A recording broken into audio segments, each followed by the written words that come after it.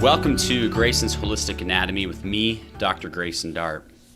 This is the first video in a series of videos in which we are going to discuss the principles of true health.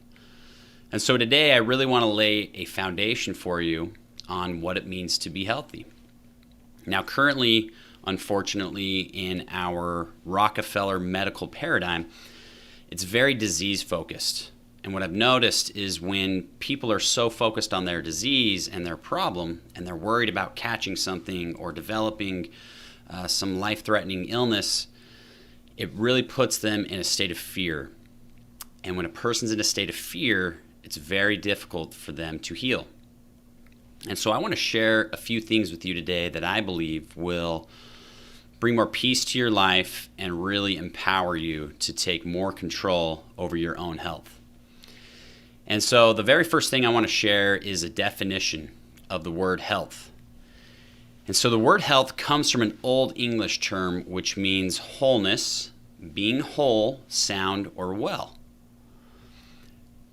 That's kind of crazy because people think a lot of times that health is simply the absence of a disease or the absence of their symptoms. It's kind of what we've been conditioned to believe.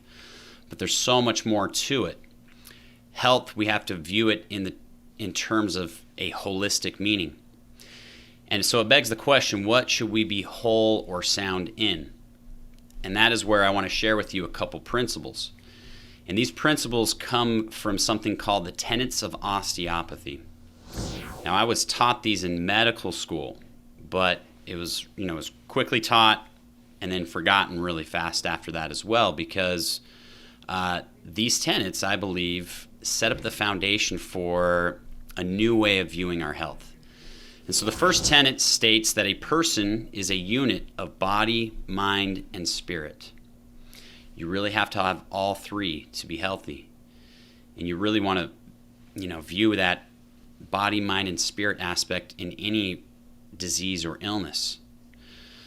And then number two, the body is capable of self-regulation, self-healing, and health maintenance. This is huge. Even though I was taught this in medical school, we're really led to believe that it's not the body that's the healer, but it's the medical system. Someone really needs health care. They need health insurance. It's the doctor and the medicine and the hospital that's going to provide health to people. But in fact, it's really the body that is capable of self-healing. Now, a very simple example is when someone cuts their finger, we all know that the body is going to heal itself. It's full of natural programs to induce that healing. And this is the same for more complicated matters as well. If you have an autoimmune disease or a cancer or some chronic illness, the same principle applies. If you set up the conditions correctly and allow your body to take over, it will heal itself.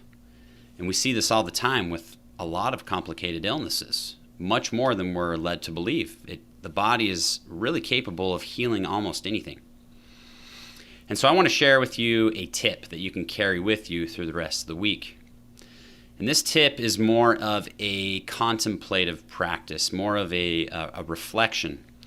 And so I want you to ponder and think about the idea that your body is capable of healing itself. And when you become comfortable with this idea, that's when the healing really starts to begin. It's really the very first step in any true healing is to understand that your body is the true healer. It doesn't come from the pill. It doesn't come from the doctor or the medical system, but it comes from within your own body.